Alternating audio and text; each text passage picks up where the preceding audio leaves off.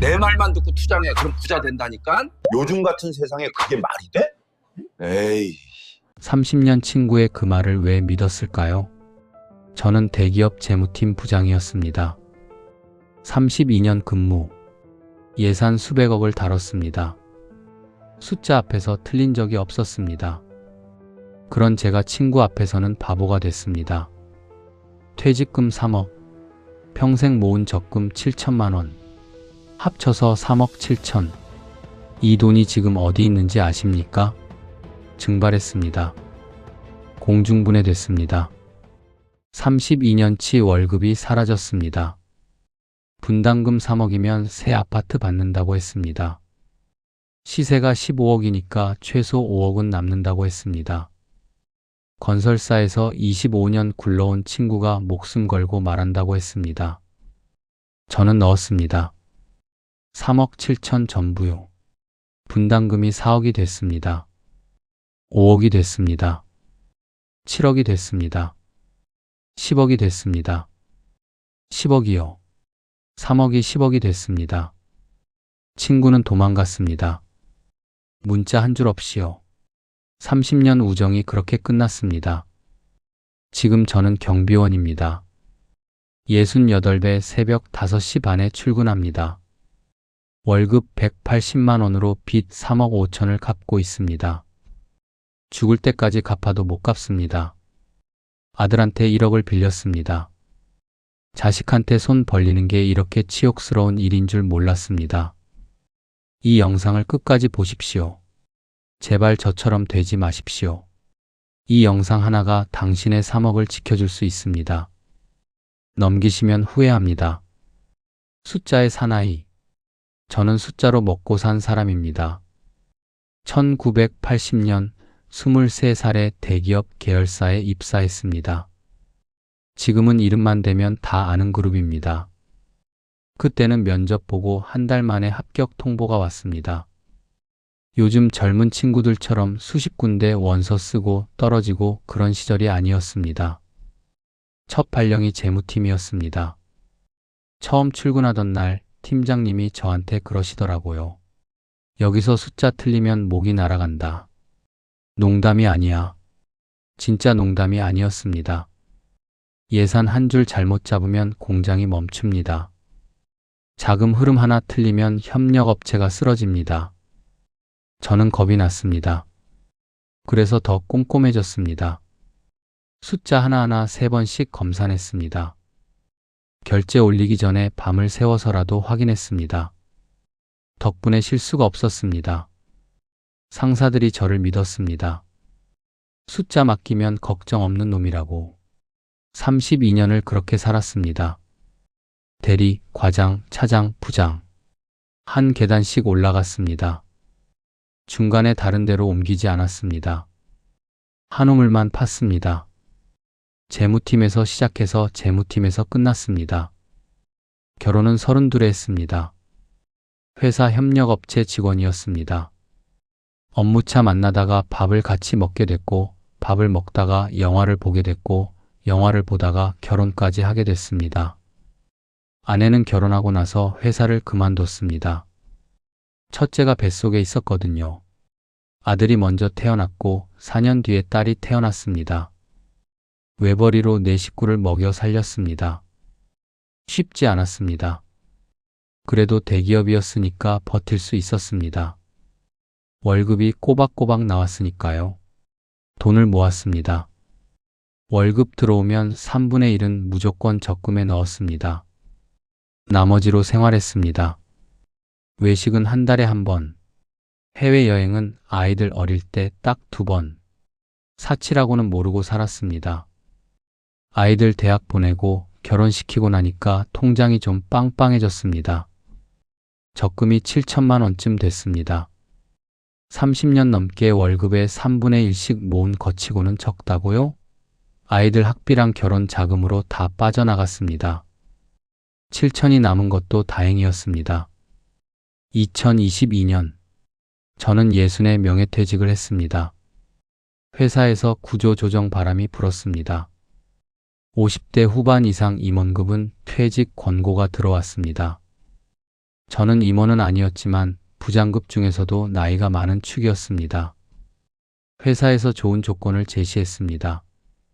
퇴직금 3억, 32년 근무에 3억이면 많은 편이었습니다. 거기에 적금 7천을 더하면 3억 7천. 경기도 외곽에 아파트 한 채도 있었습니다. 시세로 5억 정도 하는 집이었습니다. 대출은 없었고요. 아내랑 둘이서 조용히 살기엔 충분하다고 생각했습니다. 퇴직하고 처음 몇 달은 좋았습니다.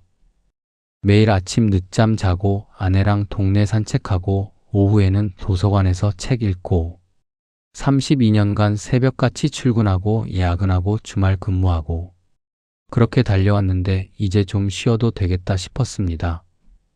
그런데 석 달쯤 지나니까 심심해지더라고요.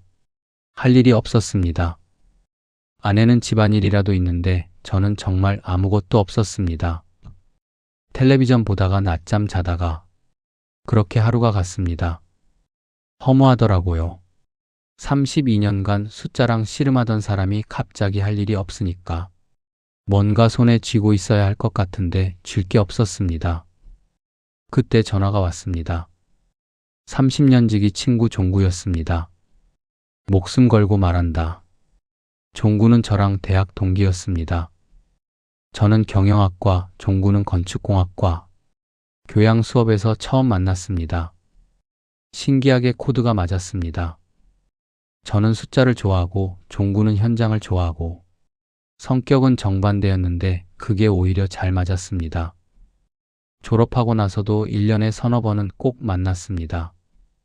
저는 대기업에 들어갔고 종구는 중견 건설사에 취직했습니다.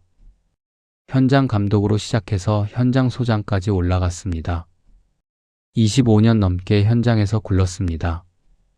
저보다 먼저 퇴직하고 나서는 부동산 컨설팅을 한다고 했습니다. 야, 정민아. 오랜만이다. 종구야, 웬일이야.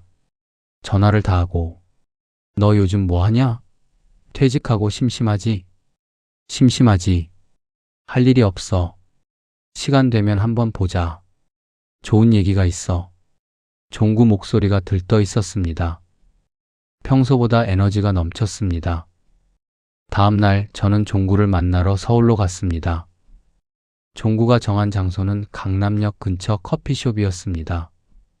종구는 저보다 먼저 와서 노트북을 펼쳐놓고 있었습니다. 화면에 아파트 조감도 같은 게 떠 있더라고요. 야, 이것 좀 봐. 인사도 제대로 하기 전에 종구가 노트북을 돌려서 보여줬습니다. 이게 뭐야? 재개발. 서울 외곽에 역세권 빌라촌이 있는데 여기가 재개발 추진 중이야. 종구가 신이 나서 설명을 시작했습니다. 낡은 빌라촌을 밀고 새 아파트 단지를 짓는 사업이라고 했습니다. 지금 그 동네 빌라를 사면 나중에 조합원이 돼서 새 아파트를 받을 수 있다고 했습니다. 분담금이 얼마인데? 그게 핵심이야. 지금 추산으로 3억이면 38평 새 아파트를 받을 수 있어. 3억? 지금 그 동네 빌라가 3억 5천에서 4억 사이야. 근데 분담금 3억 내면 새 아파트 시세가 15억이거든. 최소 5억은 남는 장사야. 종구의 계산을 들으니까 솔깃하더라고요. 저도 재무팀에서 32년 숫자를 만진 사람이니까 간단한 계산은 머릿속에서 바로 됐습니다. 빌라 3억 7천에 분담금 3억이면 6억 7천. 새 아파트 시세가 15억이면 차익이 8억. 나쁘지 않았습니다. 근데 이게 확실해? 분담금이 3억에서 안 올라? 종구가 제 눈을 똑바로 쳐다봤습니다. 야, 내가 현장에서 25년을 굴렀어. 건설 쪽은 내가 전문가야. 지금 추진위원회 사람들도 다 아는 사람들이야. 사업 속도 빠르대. 그래도 재개발이 다 잘 되는 건 아니잖아. 무산된 데도 많고. 그건 변두리 얘기고. 여기는 역세권이야. 지하철역 도보 5분 거리야. 이런 데가 무산돼? 말이 안 되지. 종구가 자신만만하게 말했습니다. 그리고 노트북 화면을 넘기더니 다른 자료를 보여줬습니다. 공식 문서 같았습니다. 구청 도장이 찍혀 있었습니다. 봐. 이미 정비구역 지정됐어. 이제 조합 설립만 하면 돼. 너도 투자했어? 당연하지. 나 먼저 들어갔어. 종구가 주머니에서 서류 뭉치를 꺼냈습니다. 등기부 등본이었습니다. 정말로 그 동네 빌라를 매입한 거였습니다. 나도 넣었어. 3억 8천. 퇴직금 거의 다 넣은 거야. 저는 좀 놀랐습니다. 종구가 이 정도로 확신을 가지고 있을 줄은 몰랐습니다. 야, 이건 진짜야. 종구가 제 손을 잡았습니다. 내 목숨 걸고 말하는 거야. 30년 친구한테 사기치겠어? 나도 넣었잖아. 같은 배 탄 거야. 그 말이 결정타였습니다. 30년을 알고 지낸 친구입니다. 그 친구가 자기 돈까지 넣었다는데 설마 거짓말을 하겠습니까? 건설사에서 25년 굴러온 전문가가 목숨 걸고 말한다는데. 알았어. 나도 생각해 볼게. 야, 오래 끌면 안 돼. 좋은 물건 빨리 나가. 지금 나온 매물이 딱 2개 남았는데 그거 나가면 한동안 없어. 알았다니까. 집에 가서 아내랑 상의해 볼게. 저는 집에 돌아와서 아내한테 얘기를 꺼냈습니다. 종구가 재개발 투자 좋은 게 있다고 하던데. 재개발? 그거 위험하지 않아? 종구도 먼저 넣었대. 3억 8천이나. 진짜? 걔가? 아내도 놀라는 눈치였습니다. 종구가 그 정도로 큰 돈을 넣었다는 게 의외였던 거죠. 건설사에서 25년 일한 애가 그러는데 뭔가 있겠지. 저는 며칠 동안 조사를 해봤습니다. 인터넷에서 그 동네 재개발 관련 기사도 찾아보고 부동산 카페에서 후기도 읽어봤습니다. 대부분 긍정적이었습니다. 역세권이라 사업 속도가 빠를 거라는 말도 있었고 이미 대기업 건설사가 시공사로 내정됐다는 소문도 있었습니다. 하지만 솔직히 저는 부동산을 잘 몰랐습니다. 재무팀에서 일하긴 했지만 제가 다룬 건 회사 자금이었지 부동산 투자가 아니었거든요. 아파트 한 채 산 것 말고는 부동산 거래를 해본 적이 없었습니다. 그래서 결국 종구 말을 믿기로 했습니다. 30년을 알고 지낸 친구가 목숨 걸고 말한다는데 자기 돈 3억 8천까지 넣었다는데 설마 나한테 사기를 치겠어? 여보, 우리 한번 해보자. 아내는 한참을 망설이다가 고개를 끄덕였습니다. 당신이 그렇게 믿는다면 당신이 숫자 보는 눈은 있잖아. 그렇게 해서 저는 퇴직금 3억과 적금 7천만 원을 합쳐서 3억 7천만 원을 들고 빌라를 샀습니다. 종구가 소개해준 공인중개사를 통해서 계약이 이루어졌습니다. 계약서에 도장을 찍는 순간 손이 떨리더라고요. 32년치 월급을 한꺼번에 넣는 거니까요. 하지만 동시에 설레기도 했습니다. 이게 잘 되면 노후가 완전히 달라질 수 있겠다는 생각이 들었거든요. 5억이 남으면 아이들한테 1억씩 나눠주고도 3억이 남습니다. 그 돈이면 죽을 때까지 걱정 없이 살 수 있습니다. 지금 생각하면 그게 다 욕심이었습니다. 3억 7천이면 아내랑 둘이서 충분히 살 수 있었는데 더 갖고 싶은 마음에 덜컥 뛰어든 거였습니다. 장밋빛 미래. 빌라를 산 지 석 달쯤 지났을 때였습니다. 종구한테서 전화가 왔습니다. 야, 됐다. 됐어. 조합 설립 인가 났어. 목소리가 하늘을 뚫을 것 같았습니다. 저도 덩달아 흥분됐습니다. 진짜? 확실해? 확실하고 말고. 방금 구청에서 발표 났어. 다음 주에 조합원 설명회 한대. 전화를 끊고 인터넷을 검색해 봤습니다. 정말이었습니다. 구청 홈페이지에 조합 설립인가 공고가 떠 있었습니다. 저희 동네가 정식으로 재개발 조합이 된 거였습니다. 아내한테 달려갔습니다. 여보, 우리 됐어. 조합 인가 났대. 정말? 그럼 이제 진짜 되는 거야? 응. 이제 설계하고 분양하고 공사하면 새 아파트 올라오는 거지. 아내 얼굴에도 웃음꽃이 폈습니다. 그동안 불안해하던 기색이 싹 사라졌습니다. 그 뒤로 동네 분위기가 완전히 달라졌습니다. 부동산 중개업소마다 매물 구함 전단지가 붙었습니다. 외지 투자자들이 몰려왔습니다. 제가 3억 7천에 산 빌라가 4억 5천에 거래된다는 소문이 돌았습니다. 봤지? 벌써 8천만 원이 올랐잖아. 종구가 자랑스럽게 말했습니다. 저도 괜히 어깨가 으쓱해지더라고요. 32년간 월급쟁이로만 살았는데 투자라는 걸 해보니까 재미있었습니다. 조합 설립 총회가 열렸습니다. 저도 아내랑 같이 참석했습니다. 동네 주민 200여 명이 모였습니다. 분위기가 축제 같았습니다. 조합장이 무대에 올라왔습니다. 50대 후반쯤 되어 보이는 분이었습니다. 정장을 빼입고 마이크를 잡았습니다. 조합원 여러분, 드디어 우리 동네가 재개발 조합으로 정식 인가를 받았습니다. 우레 같은 박수가 터져 나왔습니다. 분담금은 현재 기준으로 3억 원 내외로 예상됩니다. 38평형 새 아파트를 받으실 수 있습니다. 예상 시세는 15억에서 16억 사이입니다. 프로젝터 화면에 완공 예상 초감도가 떴습니다. 하늘에서 내려다본 아파트 단지였습니다. 울창한 나무들 사이로 깔끔한 건물들이 서 있었습니다. 중앙에는 분수대가 있었고 옆에는 어린이 놀이터가 있었습니다. 저게 우리 집이 되는 거야? 옆에 앉은 할머니가 감탄사를 내뱉었습니다. 저도 같은 생각이었습니다. 저 깨끗한 아파트에서 아내랑 노후를 보낼 수 있다니 꿈 같았습니다. 8억이 남으면 아이들한테 2억씩 나눠주고도 4억이 남습니다. 손주들 용돈도 넉넉하게 줄 수 있습니다.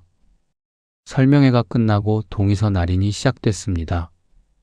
조합원으로 정식 가입하려면 동의서에 도장을 찍어야 했습니다. 저는 별 고민 없이 줄을 섰습니다. 앞에 있던 사람들도 다들 웃으면서 도장을 찍었습니다. 제 차례가 됐습니다. 직원이 서류를 내밀었습니다. 빽빽하게 글씨가 적혀 있었습니다. 여기 확인하시고 여기 도장 찍어주세요. 저는 서류를 훑어봤습니다. 솔직히 다 읽지는 않았습니다. 글씨가 너무 작았고 앞 사람들도 다 그냥 찍던데 뭐 별거 있겠나 싶었습니다. 도장을 꾹 눌렀습니다. 직원이 활짝 웃었습니다. 축하드립니다. 조합원이 되셨습니다. 저도 웃으면서 자리를 떠났습니다. 그날 저녁 저희 부부는 오랜만에 외식을 했습니다. 동네에서 제일 비싸다는 한우 전문점이었습니다. 평소엔 아까워서 못 가던 곳이었습니다. 소고기 2인분에 소주 한 병을 시켰습니다. 여보, 우리 진짜 잘 되는 거지? 아내가 조심스럽게 물었습니다. 당연하지. 조합까지 됐는데 뭐가 안 되겠어. 저는 자신 있게 대답했습니다. 다 지어지면 애들 불러서 집들이 하자. 손주들 데리고 오라고. 그래. 그때까지 건강하게 살아야지. 소주잔을 부딪혔습니다. 그게 마지막 행복이었습니다. 폭탄의 시작. 조합 설립되고 1년쯤 지났을 때였습니다. 그날도 평소처럼 아침을 먹고 있었습니다. 아내가 우편함에서 봉투 하나를 가져왔습니다. 두꺼운 갈색 봉투였습니다. 조합 도장이 찍혀 있었습니다. 여보, 조합에서 모았어. 뭔데? 저는 봉투를 받아서 뜯었습니다. 안에 서류 뭉치가 들어 있었습니다. 제목이 분담금 재산정 안내문이었습니다. 재산정? 혹시 내려가는 건가 싶어서 기대하면서 읽었습니다. 최근 건설 원자재 가격 및 인건비의 급격한 상승으로 인하여 당초 예상 분담금의 조정이 불가피하게 되었습니다. 아래쪽에 숫자가 적혀 있었습니다. 당초 예상 분담금 3억 원, 재산정 분담금 5억 2천만 원. 눈을 비비고 다시 봤습니다. 5억 2천? 2억 2천이 갑자기 올랐습니다. 70%가 넘게 폭등한 거였습니다. 서류를 쥔 손이 부들부들 떨렸습니다. 32년간 예산 수백억을 다뤘지만 이렇게 손이 떨린 적은 없었습니다. 왜 그래? 얼굴이 왜 그래? 아내가 제 표정을 보고 놀랐습니다. 저는 말없이 서류를 건넸습니다. 아내도 읽기 시작했습니다. 읽으면서 얼굴이 점점 굳어졌습니다. 이게 뭐야? 3억이라면서 왜 5억 2천이야? 나도 몰라. 방금 본 거야. 2억 2천이 갑자기 올라? 이게 말이 돼? 아내 목소리가 높아졌습니다. 저도 머릿속이 하얘지더라고요. 일단 종구한테 전화해 볼게. 저는 바로 종구한테 전화를 걸었습니다. 신호가 가는데 안 받았습니다. 한 번, 두 번, 세 번. 5번째에 겨우 받았습니다. 야, 나 정민이야. 너도 그 공문 받았어? 나도 방금 봤어. 종구 목소리가 평소보다 낮았습니다. 기운이 없었습니다. 이게 말이 돼? 처음에 3억이라고 했잖아. 내가 그랬잖아. 야, 진정해. 진정하라고. 진정이 돼? 2억 2천이 갑자기 붙었는데? 이런 거 재개발하면 있는 일이야. 자재비 오르면 분담금도 오르는 거지. 그래도 70%가 넘게 올라? 이건 너무 심하잖아. 일시적인 거야. 다음 총회에서 조정될 거야. 종구 말투가 예전 같지 않았습니다. 자신감이 사라져 있었습니다. 저도 일단 그 말을 믿고 싶었습니다. 그래. 일시적이겠지. 종구 말대로 다음 총회에서 조정되겠지. 그렇게 생각했습니다. 며칠 뒤 조합원 임시 총회가 열렸습니다. 저는 아내한테 같이 가자고 했지만 아내는 당신이나 다녀와라면서 따라 나서지 않았습니다. 총회장에 들어서는데 분위기가 험악했습니다. 예전 설명회 때랑 완전 딴판이었습니다. 그때는 축제 분위기였는데 이번에는 장례식장 같았습니다. 주민들 얼굴이 다들 굳어 있었습니다. 자리에 앉았는데 앞쪽에서 이미 고함 소리가 들렸습니다. 이게 뭔 짓이야? 처음에 3억이라고 해놓고 왜 갑자기 올라? 한 주민이 소리치고 있었습니다. 우리 등쳐먹으려고 작정했어? 사기야, 사기. 다른 쪽에서도 욕설이 터져 나왔습니다. 조합장이 무대에 올라와서 마이크를 잡았습니다. 땀을 뻘뻘 흘리고 있었습니다. 여러분, 진정해 주십시오. 지금부터 설명을 드리겠습니다. 겨우 소란이 가라앉았습니다. 보시다시피 지난 1년 사이에 건설 자재비가 폭등했습니다. 철근이 30%, 시멘트가 25%, 인건비는 40% 가까이 올랐습니다. 프로젝터 화면에 그래프가 떴습니다. 빨간 선이 치솟아 있었습니다. 저희도 원하지 않은 상황입니다. 하지만 현실적으로 공사비가 오르면 분담금도 오를 수밖에 없습니다. 그래서 최종 분담금이 얼마냐고요? 누군가 소리쳤습니다. 조합장이 침을 꿀떡 삼키더니 대답했습니다. 현재 기준으로 6억 3천만 원입니다. 총회장이 얼어붙었습니다. 숨소리도 안 들렸습니다. 다들 멍하니 앉아 있었습니다. 6억 3천? 공문에는 5억 2천이라고 했는데 아까 공문에는 5억 2천이라고 했잖아요. 제 옆에 앉은 사람이 벌떡 일어나서 말했습니다. 그건 지난달 기준이고요. 이번 총회 직전에 다시 산정한 결과입니다. 한 달 만에 1억이 올랐다고요? 미쳤어요? 총회장이 다시 아수라장이 됐습니다. 저는 그 와중에 멍하니 계산을 하고 있었습니다. 제 빌라 감정가가 대략 4억쯤 될 거예요. 거기에 분담금 6억 3천을 더하면 총 10억 3천. 새 아파트 분양가가 15억이면 차익이 5억도 안 됩니다. 처음에 종구가 뭐라고 했죠? 8억은 남는다고 했잖아요. 그게 5억도 안 되는 거로 줄어든 거예요. 게다가 분담금 6억 3천에서 감정가 4억을 빼면 실제로 내야 하는 현금이 2억 3천이에요. 저한테 그런 돈이 어디 있습니까?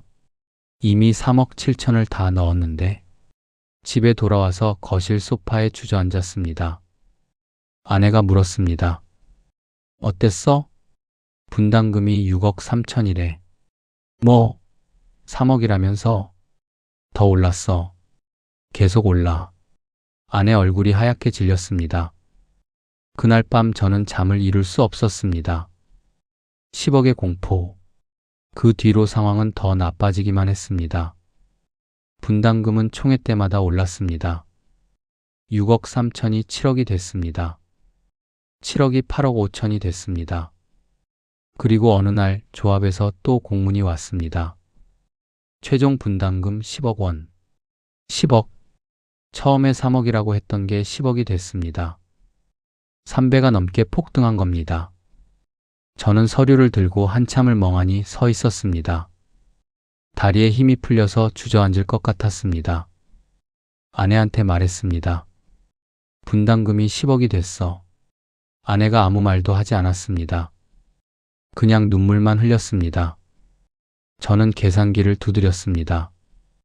분담금 10억에서 감정가 4억을 빼면 6억. 6억을 현금으로 내야 합니다. 저한테 돈이 얼마 있습니까? 빌라 사느라 3억 7천을 다 썼습니다.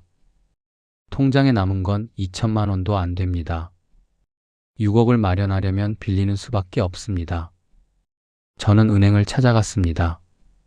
대출 상담 받으러 왔습니다. 상담사가 제 서류를 받아들었습니다. 대출 목적이 어떻게 되세요? 재개발 분담금입니다.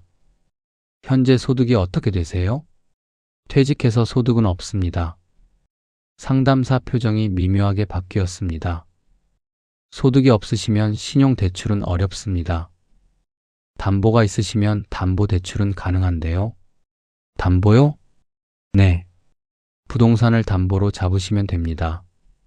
저한테 남은 부동산이라곤 살고 있는 아파트뿐이었습니다. 경기도 외곽 5억짜리 아파트. 아파트 담보로 얼마까지 가능합니까? 시세의 70%까지 가능합니다. 5억이시면 3억 5천까지요. 3억 5천. 6억에 한참 모자랍니다. 저는 일단 한도 끝까지 빌렸습니다. 4억. 금리가 연 6%였습니다. 한 달 이자가 200만 원쯤 나왔습니다. 집에 돌아와서 아내한테 말했습니다. 대출 받았어. 4억. 뭐라고? 집을 담보로? 어쩔 수 없어. 분담금을 내야 하잖아. 아내가 벌떡 일어났습니다. 미쳤어? 우리가 살고 있는 집을 담보로 잡았다고? 못 갚으면 어떡하려고? 갚을 수 있어. 새 아파트 받으면. 새 아파트가 뭐야? 분담금이 10억인데 어떻게 받아? 아내가 소리를 질렀습니다. 눈에서 눈물이 쏟아졌습니다. 내가 처음부터 뭐라고 했어? 재개발 위험하다고 했잖아. 당신이 종구 말만 믿고. 알아. 다 내 잘못이야. 저는 고개를 숙였습니다. 아내 말이 맞았습니다. 다 제 잘못이었습니다. 그런데 이미 들어온 이상 빠질 수가 없었습니다. 조합원 자격이 붙은 빌라는 마음대로 팔 수도 없었습니다. 조합동의 없이는 매매가 안 됐습니다. 그리고 지금 같은 상황에서 누가 이 빌라를 사겠습니까? 완전히 발이 묶인 겁니다. 설상가상으로 소송까지 터졌습니다. 대형 토지 소유자들이 조합을 상대로 소송을 걸었습니다. 원래 약속했던 조건이 지켜지지 않았다면서요. 소송이 들어가니까 사업이 멈춰버렸습니다. 설계도 중단, 분양도 중단, 착공은 언제 할지 기약이 없었습니다. 조합에 전화를 했습니다. 소송이 언제 끝납니까? 저희도 모릅니다. 법원 일정에 따라야 해서. 그러면 저희는 어떻게 해야 합니까? 분담금은 계속 내야 합니까? 일단 기다려 주셔야 합니다. 기다리라고요? 저는 매달 이자만 200만 원씩 내고 있습니다. 사업이 언제 재개될지도 모르는데 기다리라고요? 머릿속이 하얘졌습니다. 도망친 친구. 상황이 악화되면서 종구와 연락이 점점 뜸해졌습니다. 전화를 해도 바쁘다면서 빨리 끊었습니다. 만나자고 해도 핑계를 댔습니다. 야, 요즘 왜 그래? 연락도 안 받고. 바빠서 그래. 일이 좀 있어. 무슨 일인데? 우리 얘기 좀 하자. 나중에 하자. 지금은 좀 정신이 없어. 종구 목소리에서 예전의 활기가 완전히 사라져 있었습니다. 어느 날이었습니다. 종구한테 연락을 했는데 전화를 안 받았습니다. 문자를 보내도 답이 없었습니다. 이상하다 싶어서 종구네 집을 찾아갔습니다. 종구도 같은 동네에 빌라를 샀었거든요. 걸어서 10분 거리였습니다. 종구네 빌라 앞에 도착했습니다. 그런데 현관문에 뭔가 붙어 있었습니다. 임대문이라는 스티커였습니다. 임대문이? 종구가 이사를 간 거야? 머릿속이 하얘지더라고요. 옆집 아줌마가 마침 나오시길래 물어봤습니다. 여기 살던 분 어디 갔어요? 아, 그 아저씨요? 며칠 전에 이사 갔어요. 어디로요? 글쎄요. 모르겠어요. 밤에 이사 짐차 오더니 후다닥 빼셨어요. 밤에 이사를 갔다고요? 30년 지기 친구가 한마디 말도 없이 야반도주를 한 겁니다. 저는 멍하니 서 있었습니다. 다리에 힘이 풀렸습니다. 벽에 기대서 겨우 버텼습니다. 같이 투자하자고 한 친구입니다. 목숨 걸고 말한다고 한 친구입니다. 자기도 3억 8천을 넣었다고 한 친구입니다. 그 친구가 도망을 간 겁니다. 저한테 한마디 말도 없이 집에 돌아와서 소파에 주저앉았습니다. 아내가 물었습니다. 종구 씨 만났어? 이사 갔대. 뭐? 밤에 도망갔대. 연락도 없이. 아내도 할 말을 잃었습니다. 저희 부부는 그날 밤 한마디도 하지 않았습니다. 며칠 뒤 새벽 2시에 문자가 왔습니다. 종구였습니다. 정민아, 미안하다. 나도 어쩔 수 없었다. 딱 그 한 줄이었습니다. 미안하다? 30년 우정이 미안하다 세 글자로 끝나는 겁니까? 저는 화가 났습니다. 종구한테도 화가 났고 저 자신한테도 화가 났습니다. 왜 그 말을 그냥 믿었을까? 왜 직접 확인하지 않았을까? 32년간 숫자 앞에서 틀린 적 없던 사람이 왜 친구가 불러주는 숫자는 검증을 안 했을까? 밤새 잠을 이루지 못했습니다. 무너지는 가정. 종구가 사라지고 나서 저는 더 막막해졌습니다. 매달 이자 200만 원은 계속 나갔습니다. 통장 잔고가 바닥을 드러내기 시작했습니다. 2천만 원이 1,000만 원이 됐습니다. 1,000만 원이 500만 원이 됐습니다. 이 속도라면 몇 달 안에 완전히 바닥날 거였습니다. 아내한테 말했습니다. 더 이상 못 버티겠어. 현금 청산을 해야 할 것 같아. 현금 청산이 뭔데? 조합원 자격을 포기하고 빌라를 조합한테 넘기는 거야. 대신 감정가만큼 현금으로 받는 거지. 그러면 얼마를 받는 건데? 감정가 기준이래. 대략 3억 2천쯤 될 것 같아. 3억 2천? 당신 3억 7천에 샀잖아. 감정가는 시세보다 낮아. 거기에 조합 운영비도 빠지고. 아내 얼굴이 일그러졌습니다. 그러면 5천만 원 손해야. 거기에 대출 이자 낸 거 합치면. 저는 계산기를 두드렸습니다. 빌라 매입에 쓴 돈 3억 7천. 현금 청산으로 돌려받는 돈 3억 2천. 손실 5천만 원. 대출금 4억. 현금 청산금으로 상환 3억 2천. 남는 빚 8천만 원. 그동안 낸 대출 이자 4,800만 원 2년간 월 200만 원. 총 손실 5천, 8천, 4,800, 1억 7,800만 원. 거기에 아직 갚아야 할 빚이 8천만 원. 아들한테 연락을 했습니다. 사정을 설명했습니다. 전화기 너머로 아들이 한숨을 쉬는 소리가 들렸습니다. 아버지, 제가 그때 조심하라고 했잖아요. 알아. 다 내 잘못이야. 지금 상황이 어떻게 되는 거예요? 빚이 8천만 원 남아. 근데 그것만으로는 안 돼. 생활비도 없어. 아들이 한참 침묵하더니 말했습니다. 제가 1억 보태드릴게요. 안 돼. 내 돈을 쓰면 안 돼. 아버지, 지금 자존심 부리실 때가 아니에요. 이대로 가면 집이 넘어가요. 아들 말이 맞았습니다. 대출 담보가 집이었으니까요. 갚지 못하면 경매로 넘어가는 거였습니다. 아버지, 받으세요. 나중에 갚으시면 돼요. 아들이 1억을 보태줬습니다. 현금 청산금 3억 2천에 아들이 준 1억을 합쳐서 대출금 4억을 갚았습니다. 하지만 아들한테 빌린 1억이 새로운 빚이 됐습니다. 거기에 그동안 낸 이자 4,800만 원, 빌라 손실 5천만 원. 총 손실이 거의 2억에 가까웠습니다. 32년간 모은 돈이 다 날아갔습니다. 아내한테 이 사실을 말했습니다. 아내는 아무 말도 하지 않았습니다. 그냥 눈물만 흘렸습니다. 소리 없이 울었습니다. 미안해. 내가 잘못했어. 저도 울었습니다.